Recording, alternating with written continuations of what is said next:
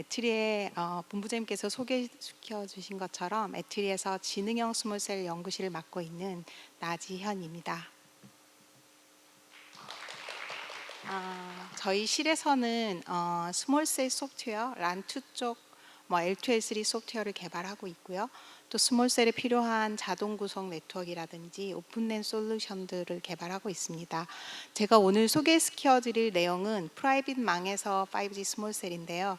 저는 또 6G 포럼, 5G 포럼에서 스몰셀 워킹그룹 장을 맡으면서 스몰셀 업체들과의 협업도 함께 하고 있고, 최근에는 오픈랜 쪽에 가상화 지능화 그룹에 새로 생겼는데 그 부분에 있어서도 부위원장을 맡고 있습니다.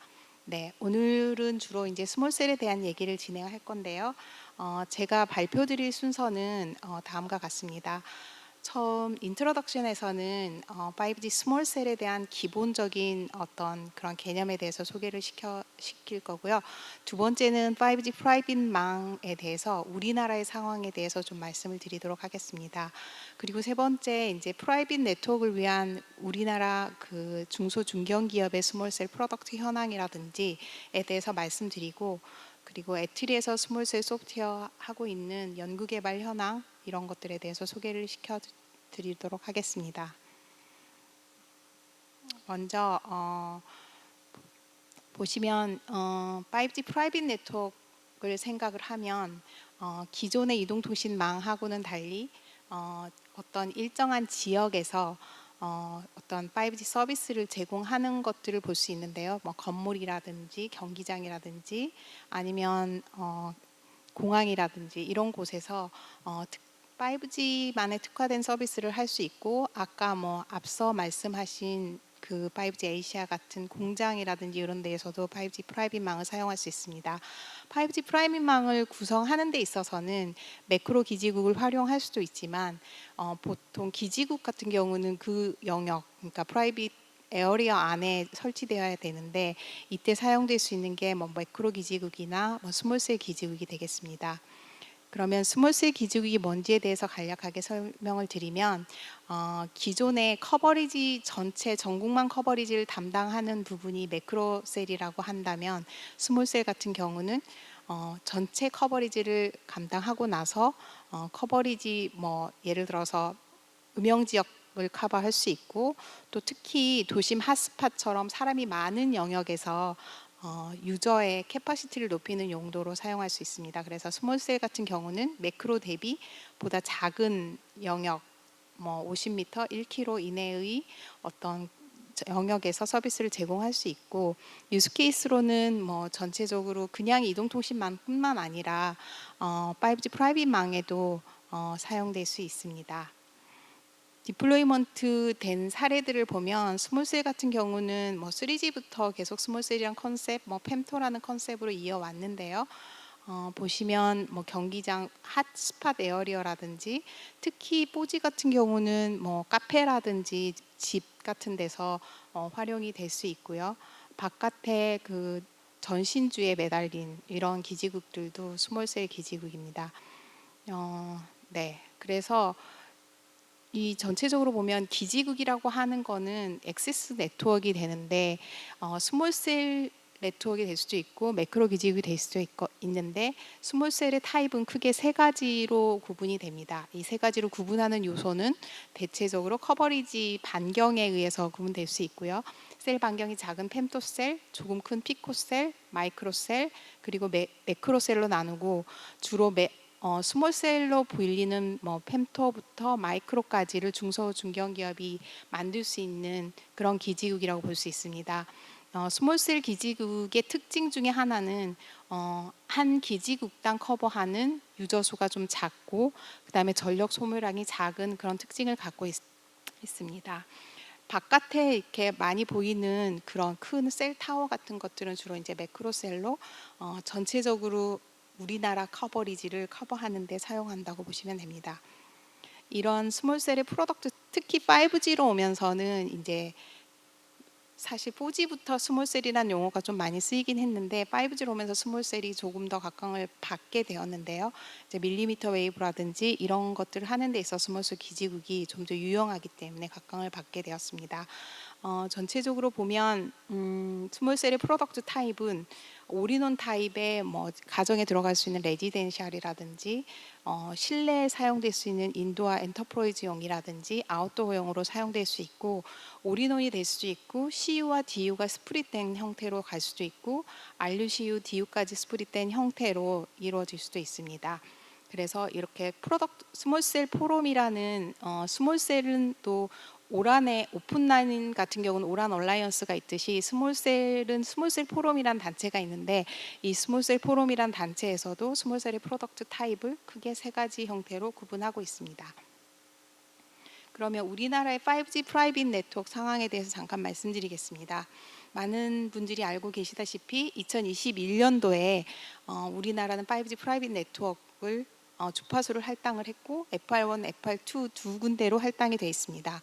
FR1 같은 경우는 4.7기가 대역에 할당이 됐고 우리가 사용하고 있는 이통사들의 3.5기가 주파수 대역과는 달리 조금 높은 주파수 대역이라고 볼 수 있고, 하지만 밴드위스는 100MHz를 할당했고 FR2 같은 경우는 28기가 대역이 할당되어 있는 상태입니다.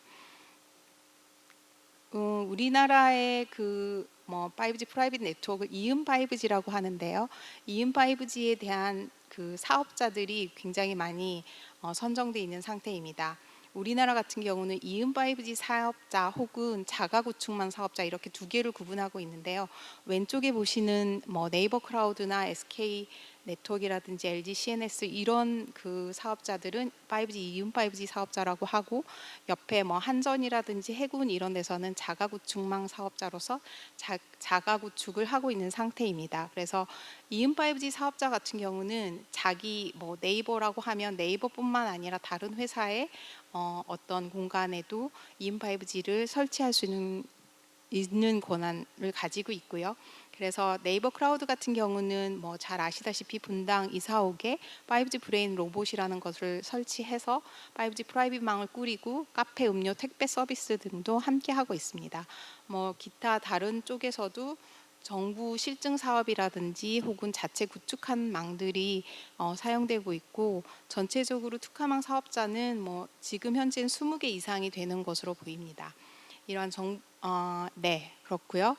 그 다음에 프라이빗 네트워크 아키텍처라고 해서 기존의 5G망과 다른 건 아니고요.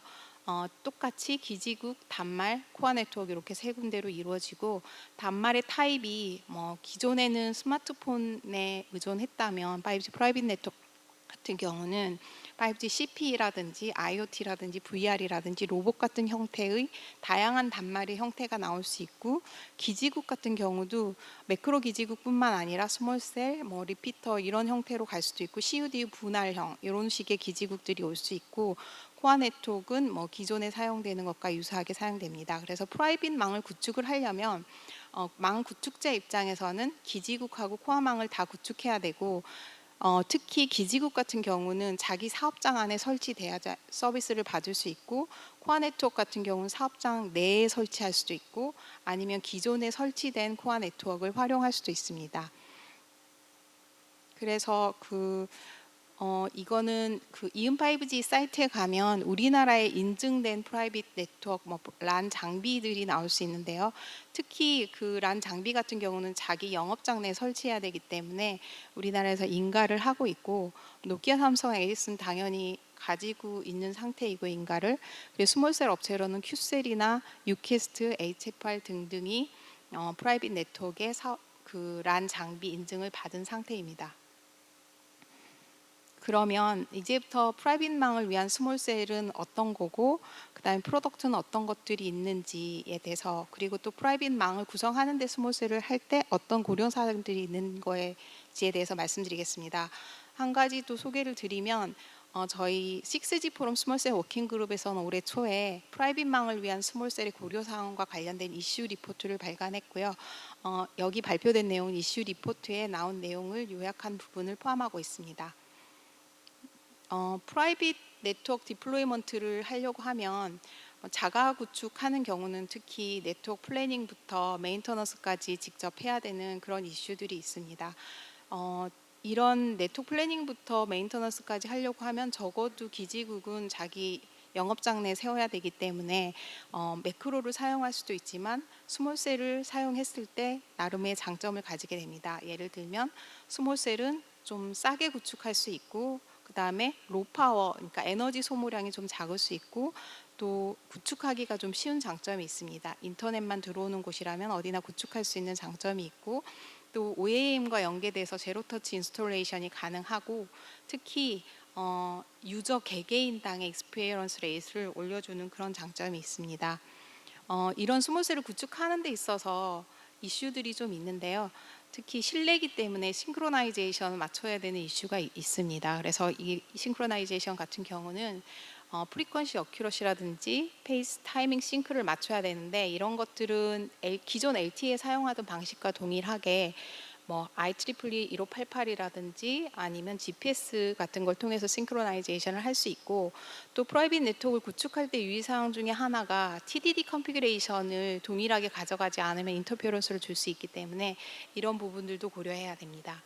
또 스몰셀을 구축할 때는 스몰셀이 굉장히 여러 개이기 때문에 OAM 시스템을 함께 구축해야 되고, 또 스몰셀과 코아를 함께 운영할 수 있는 NMS 시스템도 구축해야 합니다. 또 이거는 뭐 스몰셀뿐만 아니라 매크로 서비스를 매크로 기지국을 달더라도 마찬가지 이슈인데요. 프라이빗망 구축 수위 이슈 중에 하나는 또 로밍 서비스라고 할 수 있고, 로밍을 하는 데 있어서 싱글 유심 기반의 로밍을 할 수도 있고, 그 다음에 멀티 유심 기반의 로밍을 할 수 있어서 내가 사업장에서 서비스를 받다가 밖에서도 받을 수 있고, 혹은 밖에서 내 사업장 안에 서비스를 받을 수 있도록 그런 사항들이 고려되어야 합니다. 요즘은 뭐 멀티 유심 뭐 e심이 제공되면서, 요즘 핸드폰에서 e심이 제공되면서 멀티 유심 이슈들도 좀 해결이 되어서 로밍이 조금 예전보다는 간편해진 것으로 보입니다. 그러면 이제 이러한 스몰셀들이 어떤 프로덕트, 우리나라 중소기업에서 나온 프로덕트들이 어떤 것들이 있는지 살펴보면, 이노와이리스 같은 경우는 뭐 그 기존의 이동통신망사에 제공할 수 있는 주파수 밴드뿐만 아니라 프라이빗망 주파수도 제공을 하고 있고, 뭐 올인원 타입이라든지 CUD 스프릿 타입이라든지 LTE하고 5G를 함께하는 그런 타입들을 모두 가지고 있습니다. 유키스트 같은 경우도 마찬가지인데요. 인증을 받았고요. 밀리미터 웨이브 주파수뿐만 아니라 이제 추가적으로 남미에는 이런 가로등 형태 안에다가 스몰셀을 구축하는 그런 POC도 함께 진행하고 있습니다. 콘텔라는 인증을 받지 못했지만 CUD 스프릿 상태라든지 5G 코어에 대한 솔루션을 가지고 있는 상태이고요. 이런 내용들은 6G 포럼 스몰셀 이슈 리포트를 보면 자세하게 나와 있습니다. 마지막으로 애트리 스몰셀 솔루션에 대해서 소개해 드리겠습니다.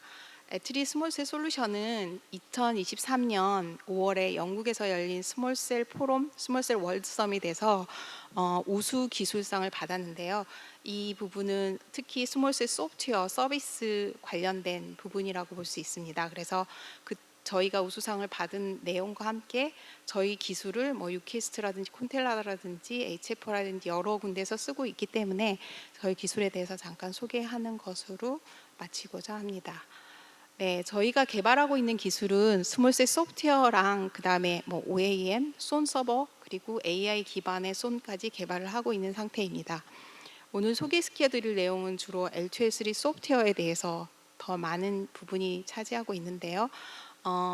그 전에 프라이빗 네트워크를 구축을 하려고 하면 아까 뭐 제일 처음에 네트워크 플래닝을 해야 되는데, 플래닝을 하는 데 있어 스몰셀 같은 경우는 이거 어디다 플래닝 할 거냐, 이런 이슈가 있습니다. 그래서 저희가 또 추가적으로 개발하고 있는 것 중에 하나가 셀 디플로이먼트 툴이고, 이 셀 디플로이먼트 툴 같은 경우는 예를 들어서 도면 뭐 프라이빗 네트워크이다 그러면 뭐 자기 회사의 도면이라든지 공장의 도면 같은, 저희 같으면 연구실의 도면을 이렇게 올려놓고 이 뭐 책상이라든지 벽이라든지 이런 것들에 대한 상태를 올려놓고 나서 이런 것들이 얼마나 커버리지를 가질 수 있는지 분석을 하고, 이 공간에는 얼마나 많은 스몰셀을 배치할 수 있는지 이거를 결정할 수 있는 툴이고요.